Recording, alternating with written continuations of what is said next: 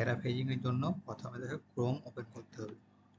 Chrome open করে গুগলে search করবি কুইলবট বা প্যারাফ্রেজ, যে কোনো একটা সার্চ করতে পারিস, প্যারাফ্রেজও সার্চ করতে পারিস, কুইলবটও সার্চ করতে পারিস। তো আর আমি কুইলবট সার্চ করলাম, চলে এলো কুইলবট। এই দেখ প্যারাফ্রেজার্স বলে আছে, এটাতে ক্লিক করে দিলাম। এরপর তোর যে ডক্স ফাইলটা আছে সেটা ওপেন করলি, আমার ওপেন করা আছে। ধর কোনো একটা লাইনকে তুই প্যারাফ্রেজ করতে চাইছিস, ঠিক আছে, সে লাইনটা নিবি, কিন্তু তাদের ডিওআই নাম্বার বা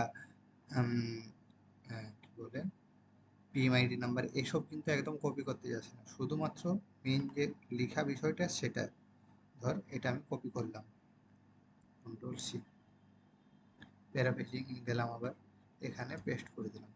একটা জিনিস মনে রাখতে হবে যে প্যারাফ্রেজ হওয়ার পর এখানে যেটা আসবে সেটা আর এই যে মিনিংটা দুটো যাতে সেম থাকে, পড়ে দেখে নিবি একটুকু, এগুলো দেখতেই হবে কিন্তু পুরোপুরি ওয়েবসাইটের উপর ভরসা করলে চলবে না, কারণ এগুলো ফ্রি ওয়েবসাইট, একদম অ্যাকুরেট দেয় না। তো আমি প্যারাফ্রেজ ক্লিক করলাম, দেখ এখানে দেখলি, পড়ে দেখবি দুটোর মিনিং যদি সেম থাকে, তাহলে এই যে কপি করলি, কপি করার পর এই তোর ইয়েতে গেলি, এটা ডিলিট করে এর পরিবর্তে এটা বসিয়ে দিলি নতুনটা। কিন্তু তো যদি মনে হয় এই মিনিংটা ঠিকঠাক লাগছে না, তখন কি করবি, রিপ্যারাফ্রেজ করবি। ওকে,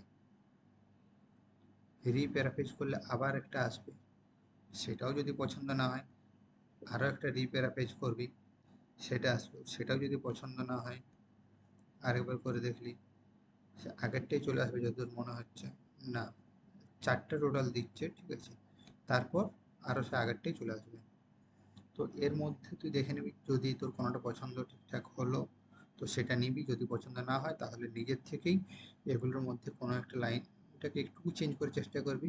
নিজে পড়েও অনেক সময় চেঞ্জ করে যায়, বেটার হয় সেক্ষেত্রে। তো তারপর ওখানে গিয়ে চেঞ্জ করে নিবি। ওকে, আর যদি কোনো প্রবলেম হয় তাহলে বলিস।